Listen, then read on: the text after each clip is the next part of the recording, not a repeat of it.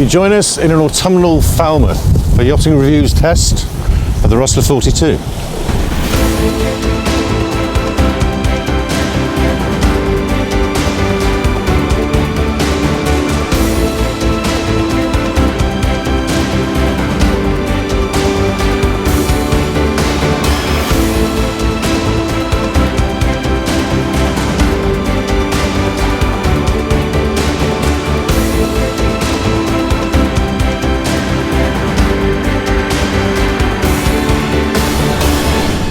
So before we find out more about this boat, thanks to everyone who's watched, who's commented, and if you haven't liked and subscribed already, please do. It makes a hell of a difference to us, and you don't miss out on any videos.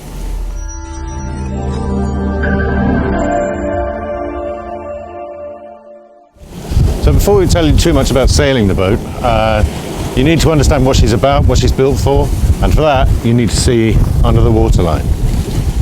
So there's this glorious spoon bow and the counter stern that give her those incredible traditional looks, but her seakeeping, her fabled seakeeping, is down to a lot more than that, and it's all below the waterline. So you've got these rounded sections here that mean she won't slam in any weather. A lot of the boats with, you know, their plumb bows and flat forward sections, you'll get a lot of this going on. Not here, doesn't slam.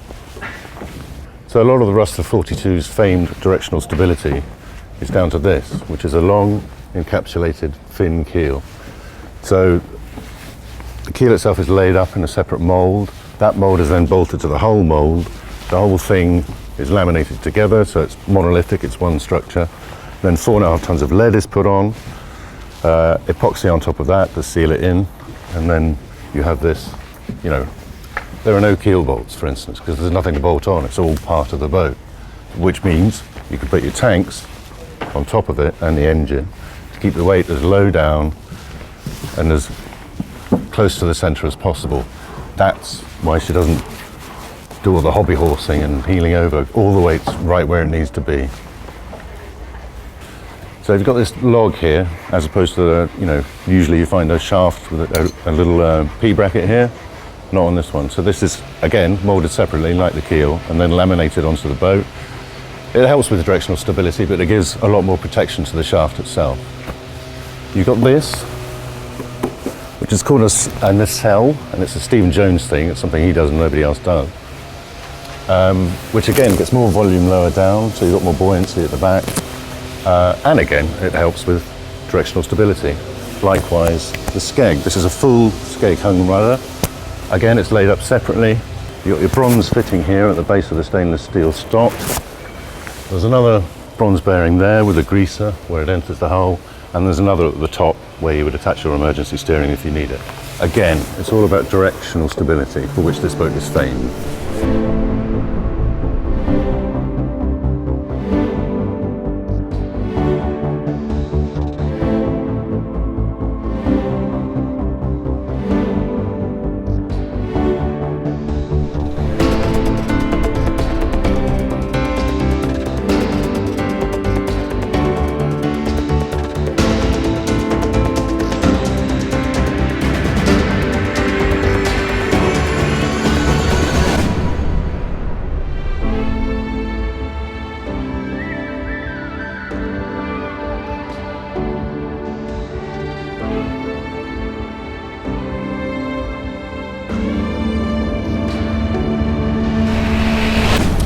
So I've been sailing today between 7 and 20 knots. We did a lot of stuff in Carrick Roads, which was a bit gusty, coming over the land. And then we went outside, did a bit of sailing there, where there was a bit of a seaway, and we found out whether or not she'd slam. Shock news, she didn't. And now we're going to go in and find out more about what she's like below.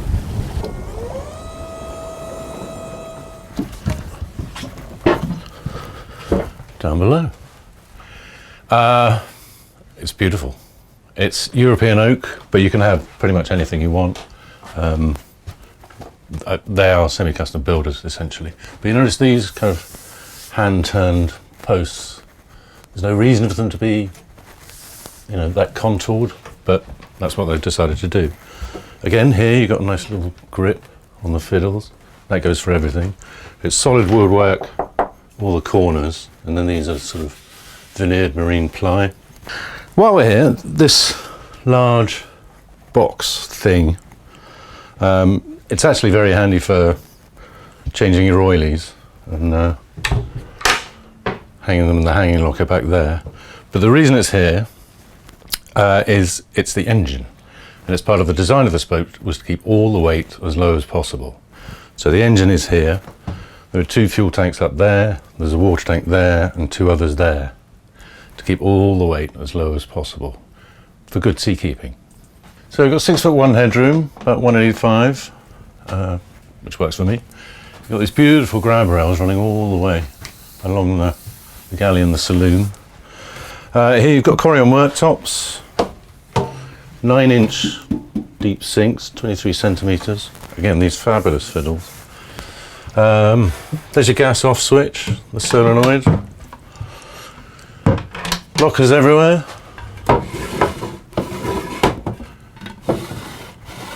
For all your crockery and their other bits and pieces.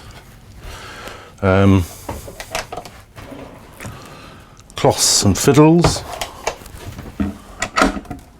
General oil. Storage. Got a GNSPAS 3-burner stove here. Very deep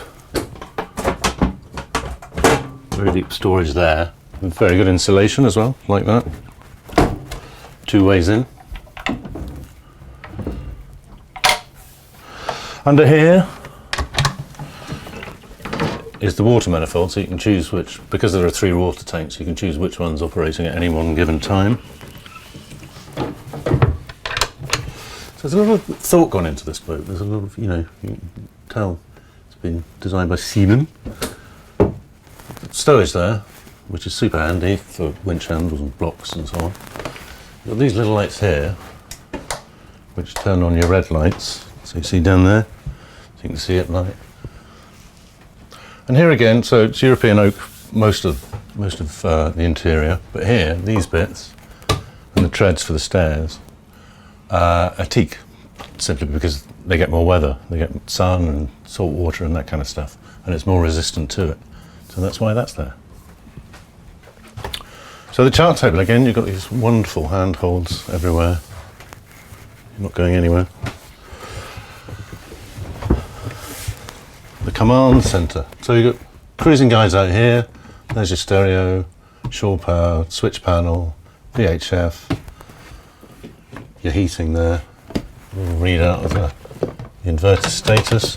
Big chart plotter out there, and a big space for your charts, which it's pretty rare these days. There's 5 inches of storage here as well, so you can stick plenty of charts, and there's more room for them forward. Got another locker out there for your VHF, etc. A couple of charging points, USBs. So back here, got access to all your fuses.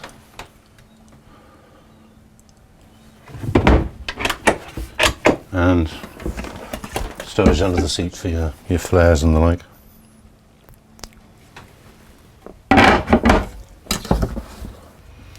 So a quick word about Rustler, if you haven't heard of them. They are a kind of boutique brand, I'd say, a boutique yard. They started in Cornwall, Falmouth, in the 1980s, and since then they've been developing reputations as builders of essentially bespoke production yachts. That sounds like a contradiction, but what it means is that the yachts they deliver. So this one has European oak. There was another one there that had a walnut interior. If you wanted mahogany, they can do mahogany. If you wanted these to be square instead of contoured, they can do that. If you want a bit more decoration around here, they can do it. So none of their yachts will be the same. They will be bespoke to the owner. And the yard's built its reputation as it's packed with craftsmen who've been there for years. And they deliver whatever it is you want, however outlandish, and I have seen one, they can deliver. They can give you what you want. So we're near the engines here. What's the access like?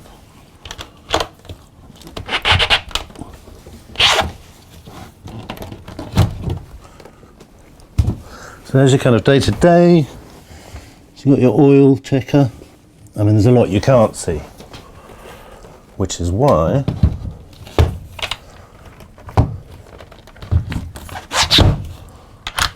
good and tight fit. Over here is your impeller access. So the things you need to get to quickly you can get to.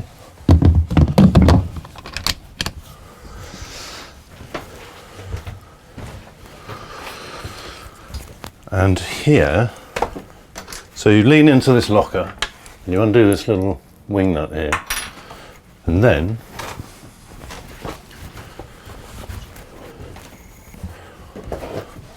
this cutlery drawer, that's the cutlery drawer, removes, and you get access to it all over. And if you really need to get into the weeds of it, you can dismantle this and get all round access to the engine. This, by the way, if you're wondering, they got a couple of big alternators off this engine, and they generate a lot of heat. So they've got this system which is like an extractor fan, so it sucks up the heat, takes it out of the engine box.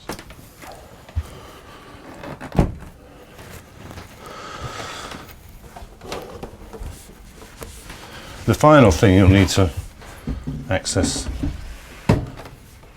regularly is the raw water filter. And that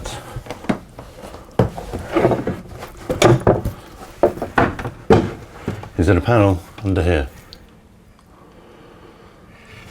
along with bilge access. So the saloon. Big compressor post here. Now, again, the workmanship everywhere is extraordinary. But this table here is beautiful. You look at the book matched wood. And then, of course, you've got your glasses locker. Beautifully handcrafted. And there's some bottles to go with your glasses. Out here, huge lockers, really deep. And you notice these, the little leather straps to make sure it doesn't open too far. Love that. And there's this sort of carpet-like thing on the inside of the locker. A, it helps with insulation, and B, it kind of deadens the sound of things rattling around in there.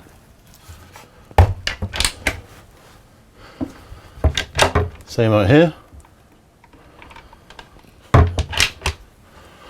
And then there's a deep locker there for kind of spares that you're rarely going to need. And of course it's a bookshelf as well. Again, you notice the book matching, it's the same piece of wood, it's one cutout. So before we have a look under here, there's another little piece of ingenuity that I enjoyed. Often these are just like velcroed in and you kind of haul them off.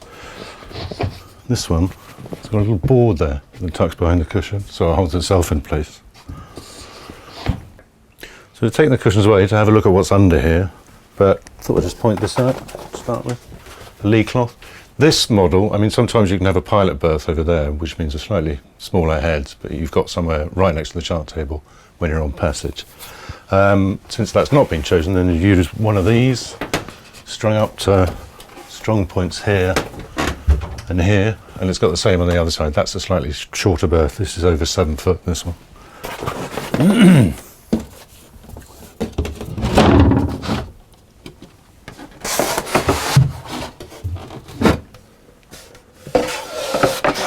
So here you've got your calorifier. It's all your freshwater bits and pieces. So your calorifier, accumulator, your manifold if you need to turn off certain valves. There's your freshwater pump, and there's your fridge compressor.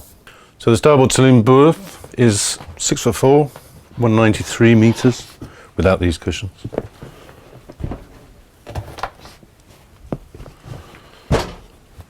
Now, if this was my boat, I think I'd get them to, you get those cushions that kind of hinge, so you can access what's under them without having to whip them out. They just hinge at the back, and this is cut a little bit finer. That would be my solution. So under here again, the lee cloth with the strong points to tie them up. And under here, the same as forward of the freshwater section over there, just super deep storage.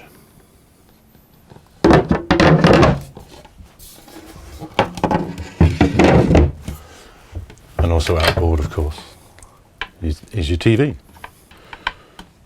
And out here,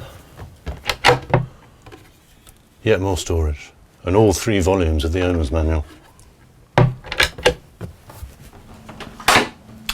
So this is the heads, natch. This is the shower compartment, obviously. There's a manual bilge pump there.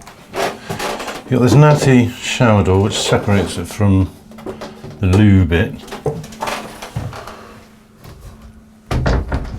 That kind of pitches in like that, which is nice. You would need to dry this all the time or the varnish will discolour. So that's a bit of a faff.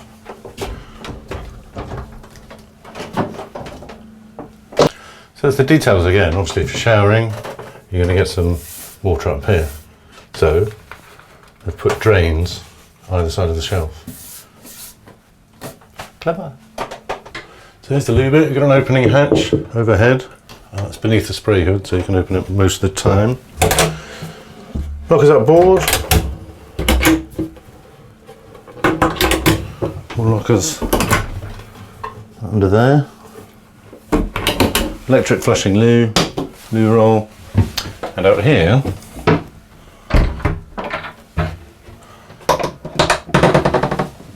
is the tech room. So we've got a rail here for your fowlies, so you just come in, go into a room that's fine to be wet in, and then you can hang up your oilies there. There's a little port that opens into the cockpit so you can get some ventilation about. Under here, you've got various shower pumps and there's beautiful Blake's bronze through holes. Washing machine there, you've got the black water tank at the back. There's everything needed for a water maker is ready outside, but they haven't actually bought the unit yet because they're not going away anytime soon. As soon as they do, they buy the unit, plug it in, they're good to go. And then you've also got chargers for the solar panels and a battery charger too. So there's the port aft berth, double. There's 6'2" headroom, 188, and the berth is 6'6" long by 5 foot, so 198 by 152. Under it, there's all the batteries for the boat. They're all switches for them. They're all down there. There's a locker here. That's the stowage under the Companionway steps. And here's the cockpit table where you just flip it out, take it upstairs and clip it on. So there's a hanging locker there. Got all of these drawers. See how beautifully they're finished? Excellent sign of quality. More of those. This little locker here. Storage outboard.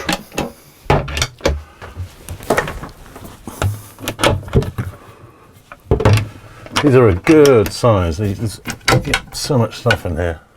The size of that one.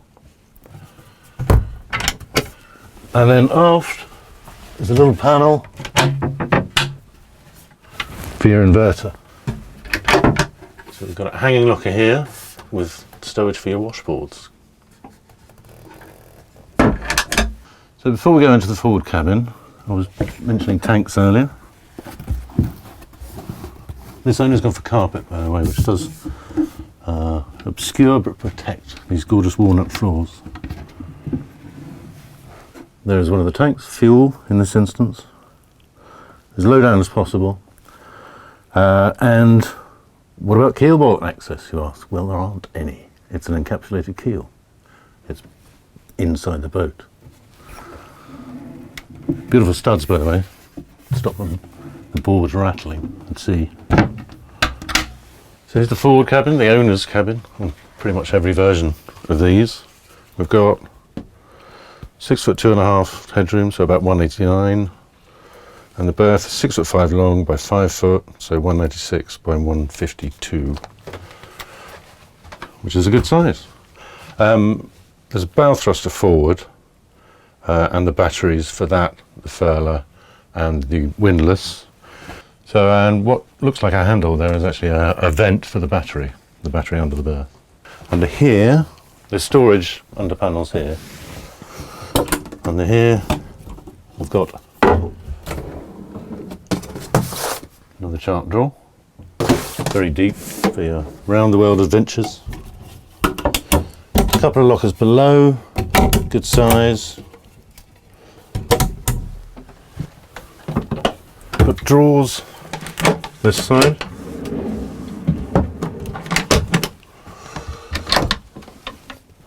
Another big bin locker there.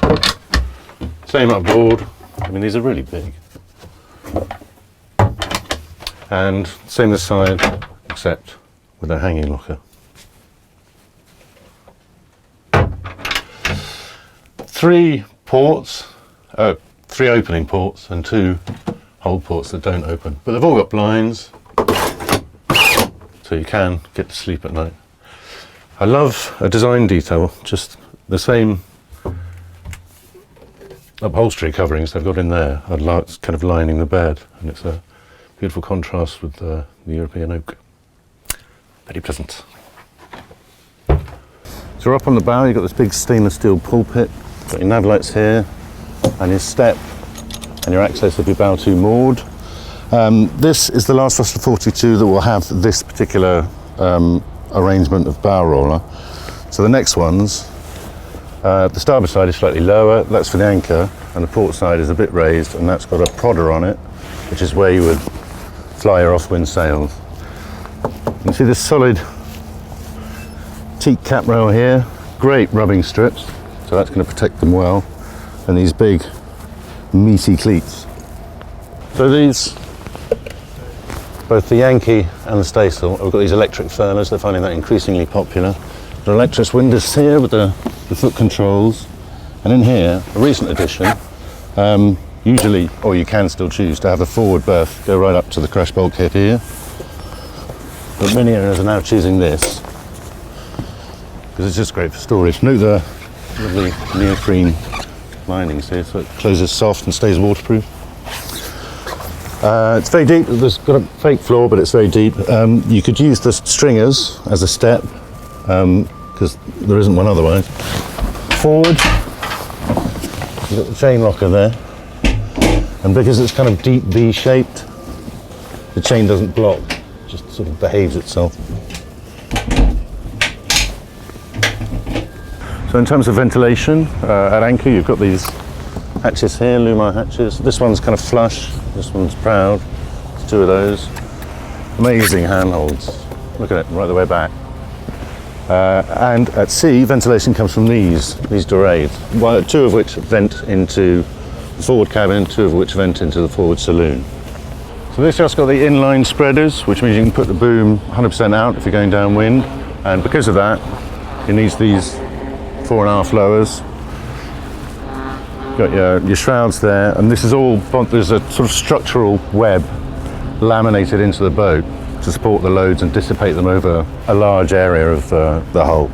So they've gone just for the grip deck here. You can have teak, you can have synthetic teak, you can have whatever you want. But this is a nice detail to keep it all clean. Little wash down plug. Pop your hose in there, clean your boat. So the whole deck joint is bonded together to start with, then this huge teak cap rail is added, and it's bolted through every 400 mil or sooner. And you've also got these and the stanchions all bolted through, so you get a really solid, stiff hull deck joint. And the scuppers, you'll note, wherever they are in the boat, they all drain over the transom. We're into the cockpit now. Just gonna have a look at the storage. We've got double gas locker there. You got the top bearing for your rudder stock. In there is a bar that bolts on here and goes out the back, there's a loop on the end of it, and that is run through the cleats to these winches so you can steer emergency steering.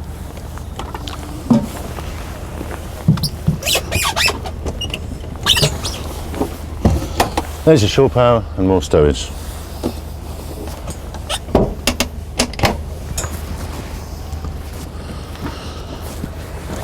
Lazarette.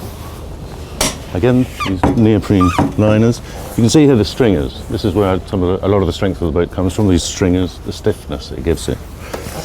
You can see the middle bearing with the greaser for the rudder stop. And over here, it's full of stuff at the minute, but you've got the same access to the middle bearing of the rudder stop. And there's also a panel in here which allows you to access the autopilot drive, which is just there. So you've got these davits here for your tender, Simpson davits with Anderson 12s just to wind it up and down. And your outboard mount there.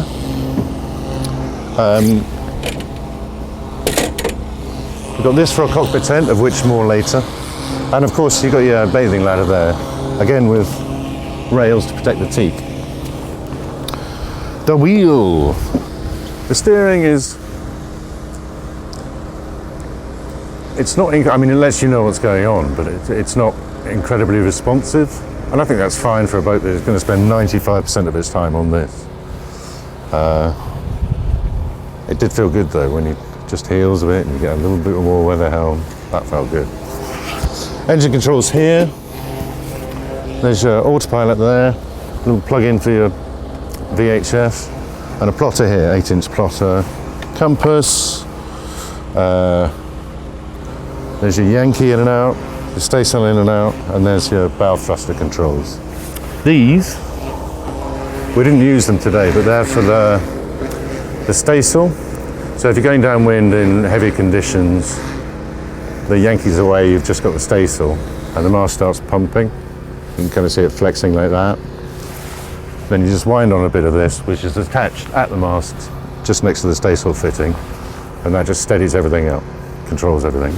Didn't use them today, rarely would, I would imagine. So we've got these optional upgrades, the Lumar 58s, which are electric. Also, I mentioned the cockpit tent earlier. There's that encloses the cockpit, and then there's a vent from the heating system here, so you can warm yourself up in any weathers. So the usual main traveller option is across here from bench to bench, because that's obviously the most efficient. This owner chose one on the coach roof, so you've got the traveller lines here. It's great, it gets it out of the cockpit, doesn't lose much by way of efficiency, and you could also have a German system if you want as well. This is an upgrade. This is a Lumar 40 electric, and that's to handle the lines on this side, which are the staysail sheet, reef 3. Reef 3, by the way, has 2 lines. Reef 1 and Reef 2 are both single line. Reef 3 has 2 lines, so the luff and the lead. There's your main halyard, Reef 2, the second Reef 3, main sheet there. On this side, this is manual. You've got the Vang, main sheet, Reef 1, topping lift, spinnaker halyard, and staysail sheet. They're all over here. These are great for getting in and out. And this is the owner's favourite place for watch keeping on passage. You've got your autopilot head here, so you can change directions, keep an eye on everything, and stay warm and dry.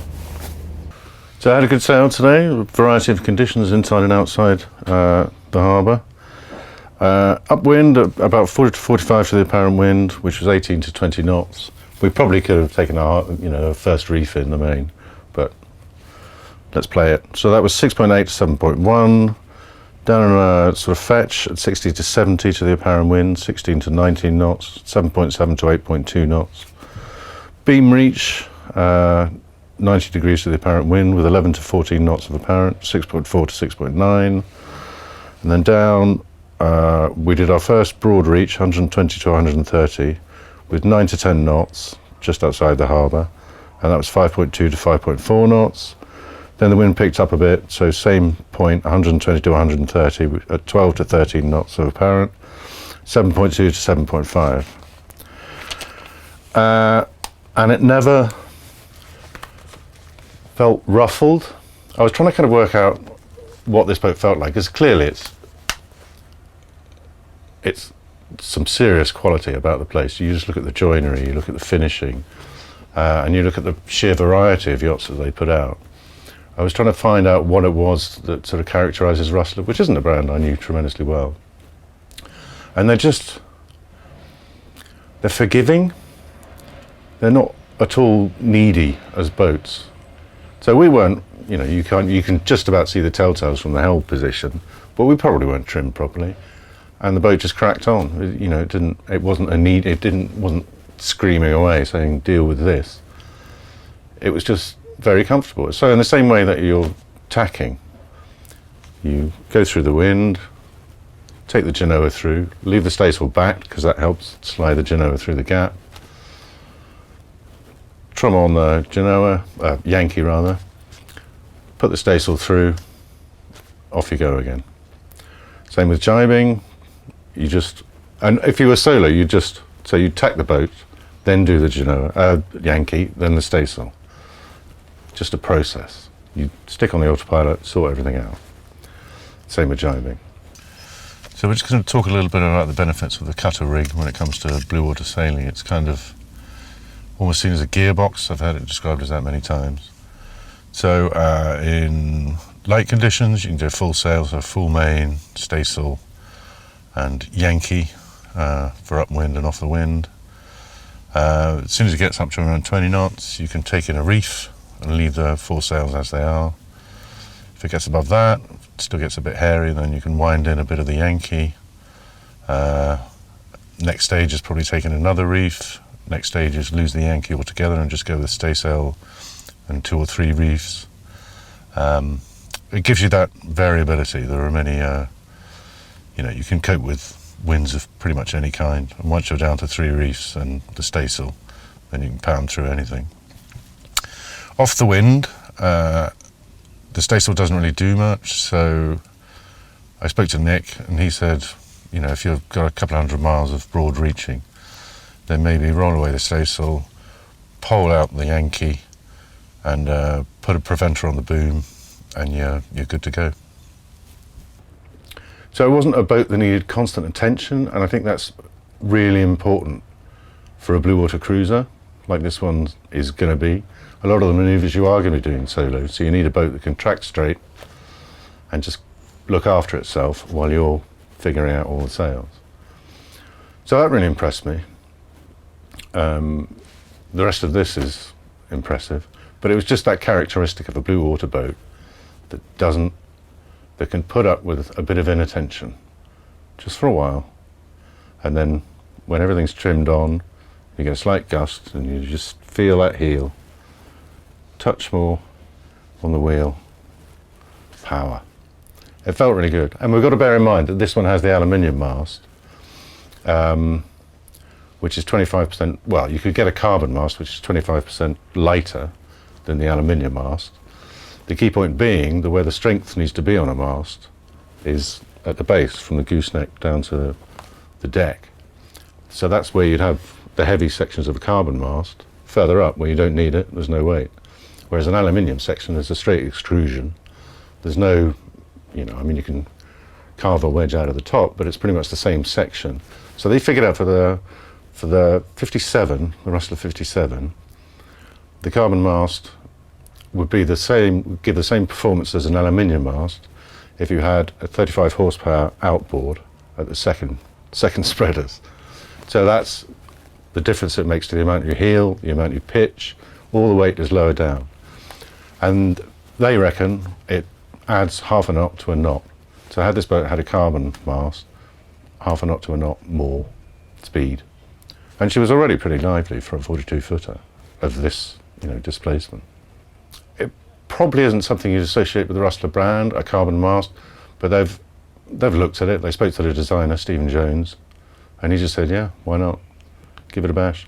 So there are increments of development in this model.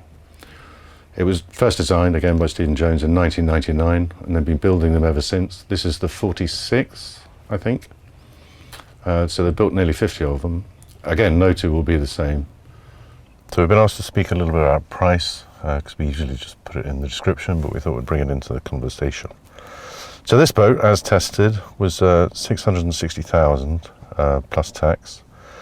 But the contract for this boat was signed in 2023, and everything is more expensive now. So now the base boat price is 720,000 plus tax. That's the 2026 price. So if you were to sign now, it's that plus any extras you put on.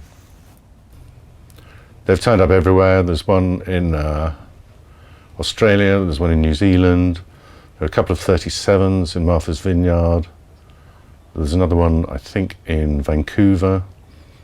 They're all over the place. They're all in places where you'd expect people to want a yacht that looks after itself in conditions which can be unpredictable. And that's what makes her a brilliant Bluewater boat. She looks after herself and you. So that's our test of the Rustler 42. What did you think? Drop something in the comments. Is this the kind of boat we should be testing? Should we be testing other stuff? Let us know. And if you enjoyed the video, take the time, it takes a second, to like and subscribe, because that means we can make more of them. If you don't, we won't.